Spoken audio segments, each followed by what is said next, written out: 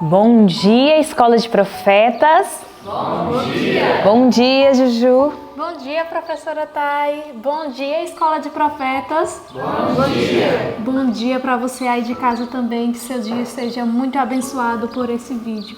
Que a cada palavra que escutar, a cada hino que ouvir, Deus venha lhe iluminar para que você venha aprender mais da palavra de Deus. Amém. E que bom que você tem buscado o Senhor através do estudo do ano bíblico aqui na Escola de Profetas. E saiba de uma coisa, que o Senhor tem grandiosíssimas promessas a se cumprir na sua vida.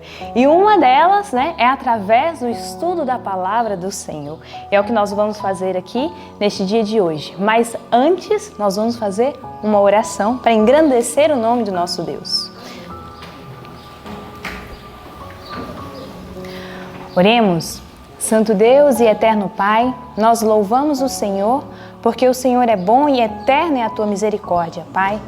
Pai, que nesse dia de hoje o Senhor possa nos alcançar de uma forma sobrenatural, Pai, porque o Senhor é poderoso, Pai. Que o Senhor possa responder todas as nossas petições, que o Senhor possa curar todas as nossas enfermidades, ó Pai. Que o Senhor possa alcançar aqueles que estão afastados do Senhor, Pai. E o Senhor é grandiosíssimo em fazer milagres e nós pedimos um milagre em nossa vida nesse dia de hoje também, Pai.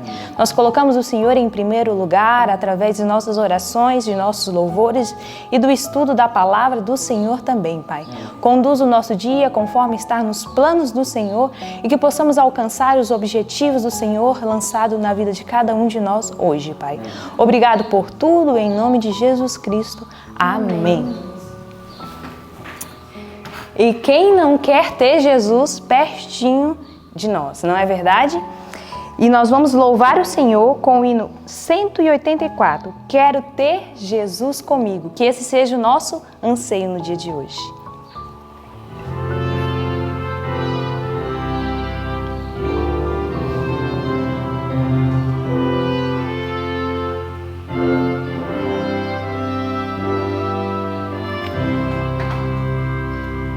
Quero ter Jesus comigo, quero a sós com Ele andar.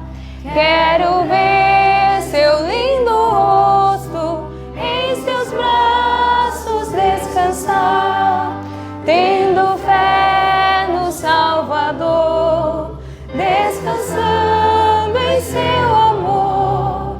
Seguirei no meu caminho, sem tristeza, sem temor.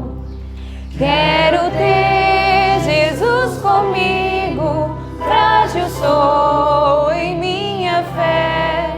Sua voz me dá conforto quando me vacilo o pé. Quero ter no Salvador, descansando em seu amor. Seguirei no meu caminho, sem tristeza, sem temor. Quero ter Jesus comigo, sempre aqui em meu viver, no lazer e no trabalho, no pensar e no prazer. Tendo fé no Salvador, descansando em seu amor. Seguirei no meu caminho, sem tristeza, sem temor.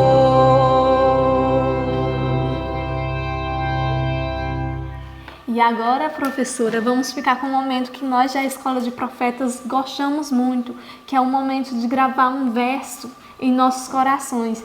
Nós falamos ele durante toda a semana e tenho certeza que ele já vai estar gravado no coração de cada um aqui. Amém. Que se encontra lá em Jó 19, do 25 ao 27. Então vamos contar? 1, 2, 3. Jó 19, do 25 ao 27.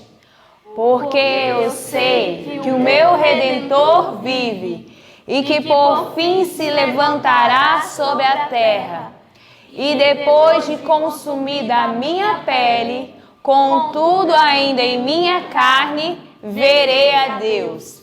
Vê-lo-ei por mim mesmo, e os meus olhos, e não outros o contemplarão. E por isso os meus rins se consomem no meu interior. Jó 19, do 25 ao 27. Jó 19, do 25 ao 27.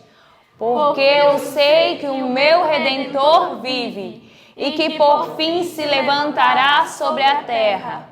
E depois de consumida a minha pele, contudo ainda em minha carne, verei a Deus.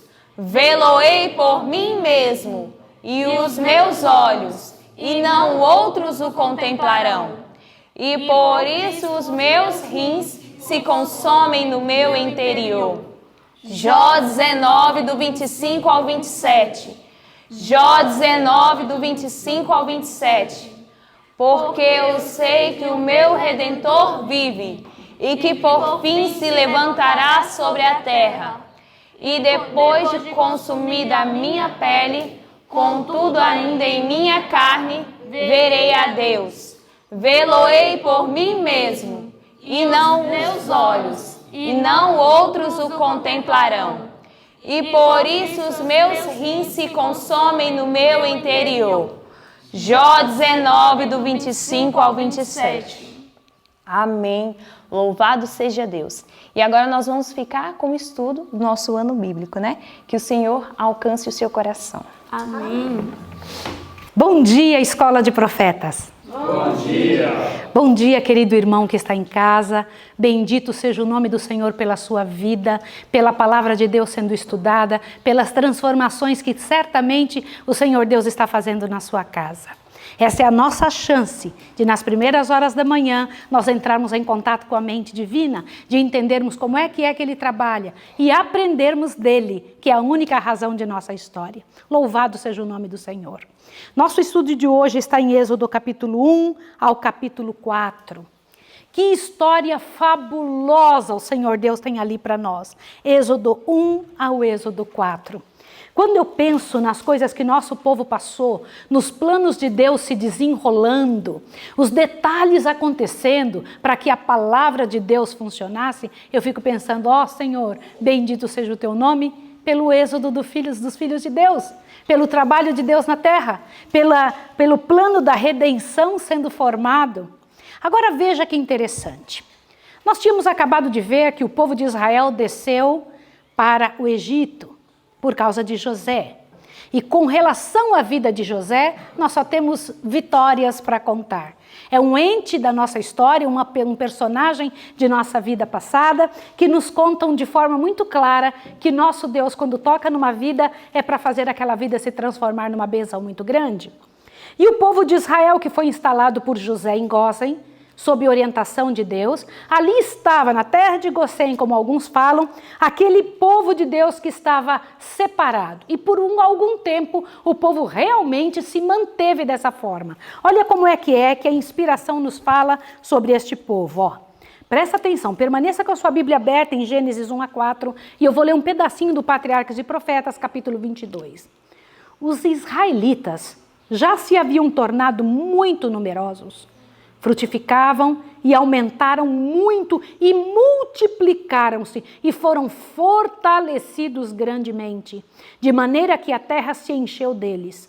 Sob o cuidado amparador de José e o favor do rei que então governava, tinham-se eles espalhado rapidamente pelo país. Agora se impressione com essa frase, olhe só. Mas haviam se conservado como uma raça distinta, nada tendo em comum com os egípcios. Você sabia que por muitos anos o povo de Israel não se misturou com os egípcios? Este ano que passou, nós estivemos no Egito e foi a primeira vez que eu estive lá. Eu quero confessar para você e dizer para você que eu nunca vi um lugar tão pobre e miserável como o Egito. Inclusive, eu pensei em passar essas fotos para você. Observe o Egito hoje.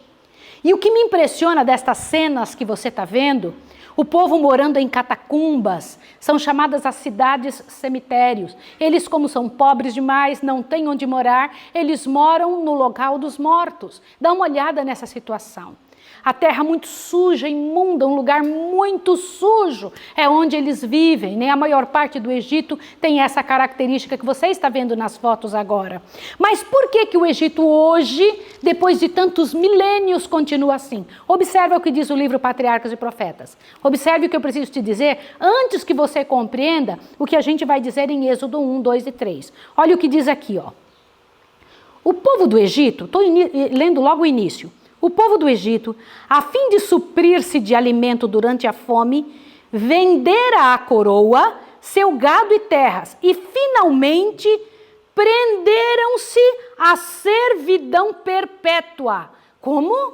Servidão perpétua. Aí você pode dizer, não, mas era só aquela geração. Você sabia que o Egito nunca mais se levantou? O Egito nunca mais se levantou desde essa situação. E quando eu paro para pensar nisso, falo, meu Deus do céu, que situação terrível. Enquanto o povo do Egito estava entregue à miséria, o povo de Israel estava crescendo, se transformando numa bênção muito grande. O povo de Israel tinha entre eles pessoas extremamente inteligentes, capazes, eram artesãos hábeis, muito capazes. E o povo do Egito precisava dos israelitas e da capacidade que Deus colocava em sua mente. E por que o povo de Israel era abençoado dessa maneira? Não era simplesmente porque eles eram o povo do Senhor, mas porque eram abençoados por estarem servindo a Deus naquela terra estranha. E o novo faraó que se levantou não gostou disso.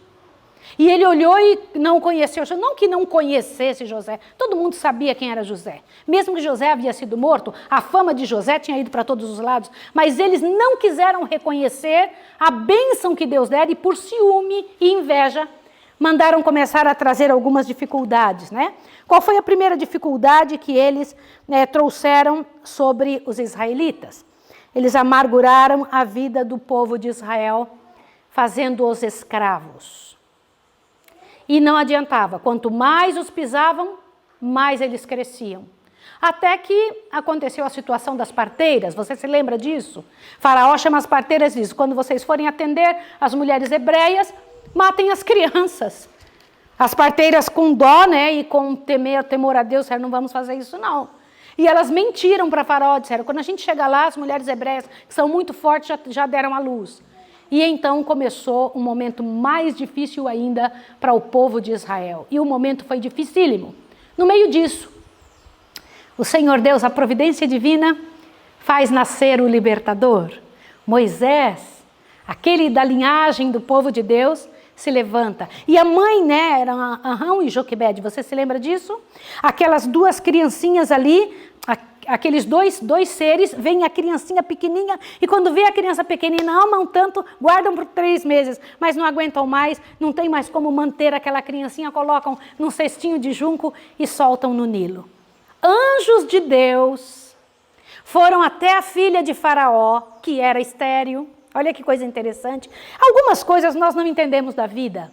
Algumas situações nós ficamos nos lamentando sem entender que pode ser que Deus esteja nos usando para completar o plano da redenção. Então ele chama aquela mulher que tinha um desejo muito grande de ter filhos e vai fazer tomar banho aonde? Exatamente em que lugar? Tanto lugar para ela tomar banho no Nilo, porque tinha que ser exatamente aquele. E ela ouve o choro da criança e ela manda trazer, é uma das crianças dos hebreus. E no meio daquela situação, quem estava olhando entre os juncos? Miriam ficou olhando entre os juncos. E então, Miriam, a gente pensa que Miriam foi muito corajosa, né, de ir lá falar com a filha de Faraó. Diz que foi os anjos de Deus que falaram para Miriam, vai lá correndo, fala com ela, fala com a filha de Faraó. E ela foi lá, você quer que eu peça para uma das hebreias cuidar da criança? Imagine que Joquebede ganhou um salário para cuidar de seu próprio filho. E eu acho isso tremendo e poderoso demais. E Moisés foi criado até os 12 anos com sua mãe. Por que até os 12 anos? Porque aos 12 anos, uma criança está formada para a vida. E eu quero comentar com você que é pai, com você que é mãe. Nós temos tomado uma posição tão diferente do nosso povo no passado, tão distante das instruções de Deus. Uma criança hebreia, aos 12 anos de idade, ela estava pronta para servir a Deus, completamente pronta para dar continuidade à família e à ordem celestial numa casa. Hoje em dia as nossas crianças não têm o mesmo privilégio porque os pais não pensam do mesmo jeito. Entendem que as crianças são imbecilizadas. Dão às crianças mais atenção do que elas precisam e não lhes exige absolutamente nada. As crianças vivem infelizes porque delas não é exigido aquilo que elas poderiam conceder para a humanidade. No tempo de Israel não era assim. Moisés, aos 12 anos, estava pronto e foi entregue à sua mãe adotiva. E lá no palácio, Moisés cresceu entendendo que ele era filho de Deus. Observe essa parte aqui, que eu preciso ler para você, porque me enche o coração. Na corte de Faraó, Moisés recebeu o mais elevado ensino civil e militar. O rei resolveu fazer de seu neto adotivo o seu sucessor no trono. E o jovem foi educado para a sua elevada posição. Agora te assuste. Imagine o homem mais importante da terra em sua época pegar um hebreu, que ele sabia que era um hebreu, e querer colocar no trono do Egito. Agora veja. E Moisés foi instruído em toda a ciência dos egípcios e era poderoso em suas palavras e obras. Eu não sei se você sabe, mas olha a grandeza intelectual de Moisés, que o distinguia dos grandes homens de seu tempo. Olha o que ele era. Como historiador, poeta, filósofo, general de exércitos, legislador, não tem par. Todavia, o mundo diante de si teve a força moral para recusar as lisonjeiras perspectivas da riqueza, grandeza e fama, escolhendo antes ser maltratado com o povo de Deus do que por um pouco de tempo gozar o gozo do pecado. Você sabia que Moisés tinha todas essas qualificações? Porque foi educado na corte mais poderosa da época. Era para ser o dono do mundo. Mas observe o que foi que os anjos disseram a Moisés. Olha o que está aqui. Ó. Sua habilidade como chefe militar tornou-o favorito do exército do Egito. Era geralmente considerado personagem notável. Satanás foi derrotado no propósito de acabar com Moisés. Moisés estava agora no maior posto. Mas perceba por quê. Olha, o mesmo decreto que condenava as crianças hebreias à morte tinha sido encaminhado por Deus de modo a favorecer o ensino e a educação do futuro chefe de seu povo. Os anjos também instruíam Moisés quanto a havê-lo Jeová escolhido para quebrar o cativeiro de seu povo, supondo que deveriam obter sua liberdade pela força das armas. Mas ele tinha a expectativa de levar o exército hebreu contra as hostes do Egito, e tendo isto em vista, prevenia-se contra as afeições a respeito de sua mãe adotiva. Moisés pensava assim, eu não posso amar muito a minha mãe, porque um dia eu vou liderar os exércitos contra o povo do Egito. Eu mesmo vou liderar. Não sabia ele que Deus tinha outro plano para esse homem. E foi pensando nisso que Moisés matou a primeira pessoa. Moisés pensou, eu não posso deixar meu povo sofrer. E ele matou. E ele precisou fugir do Egito.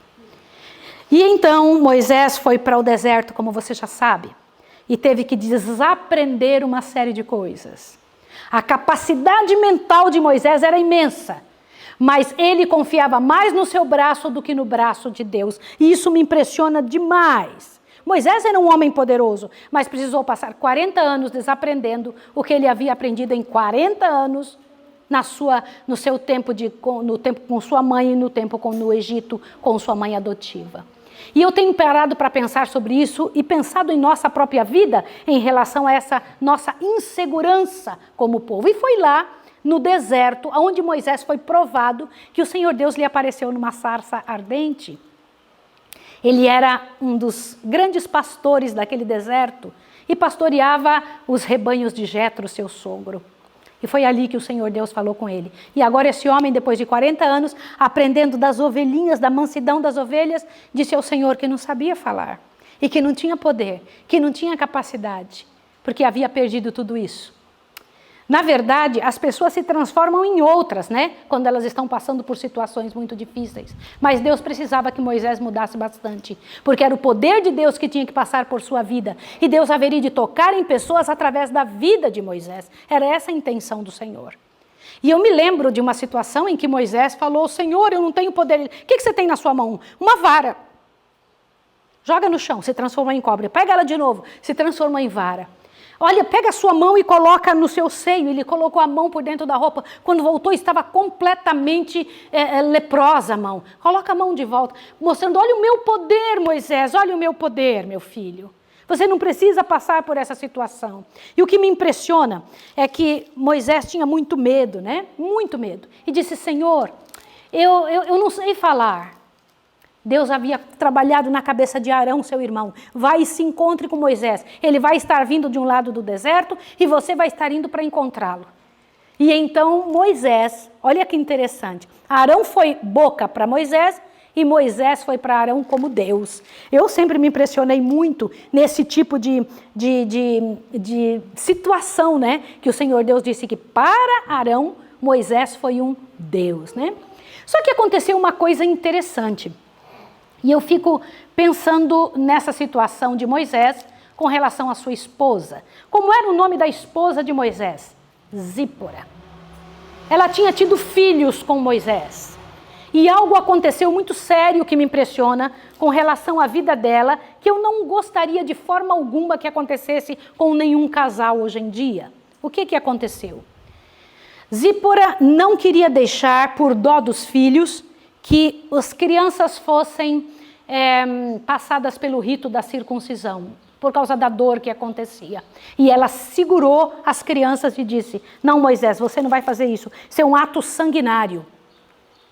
E no caminho em que eles estavam voltando em direção ao Egito, aconteceu uma situação muito triste, Deus quis matar Moisés. E ao tentar matar Moisés, por culpa de quem? Não era por culpa de Zípora. Moisés é que deveria ter tomado a dianteira e dito, não, quando Deus fala eu não te obedeço, eu não vou seguir suas instruções. Olha que coisa impressionante, olha o que diz aqui. Em caminho, quando vinha de Midian, Moisés recebeu uma advertência assustadora e terrível a respeito do desagrado do Senhor. Um anjo apareceu-lhe de maneira ameaçadora, como se fosse imediatamente destruí-lo. Explicação alguma se dera. Moisés, porém, lembrou-se de que havia desatendido um dos mandos de Deus, cedendo à persuasão de sua esposa, negligenciar efetuar o rito da circuncisão em seu filho mais moço. Deixara de satisfazer a condição pela qual seu filho poderia ter direito às bênçãos do concerto de Deus com Israel. E de tal negligência por parte do dirigente, eu vou repetir, e de tal negligência por parte do dirigente escolhido de Israel, não poderia senão diminuir a força dos preceitos divinos sobre o povo.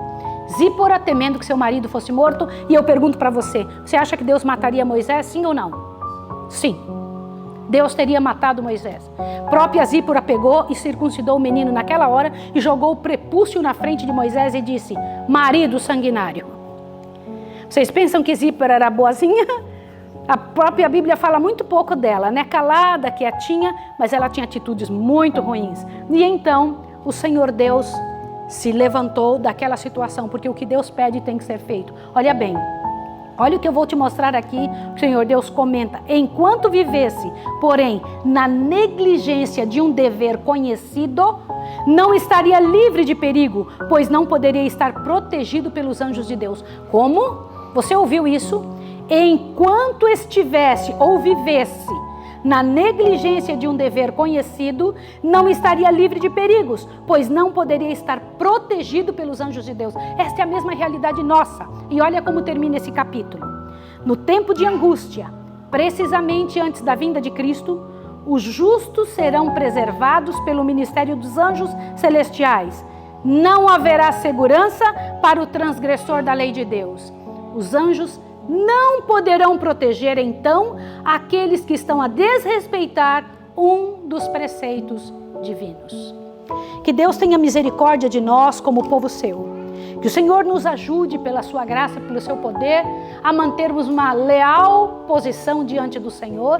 E ainda que haja Faraó se levantado contra nós, levantemos a cabeça e dito perante o Senhor, Senhor, trabalhe em favor do seu povo, trabalhe em meu coração e minha vida, me dê força para me manter diante de ti como teu escolhido para esse tempo. Vou orar com você, vamos orar juntos? Vamos lá?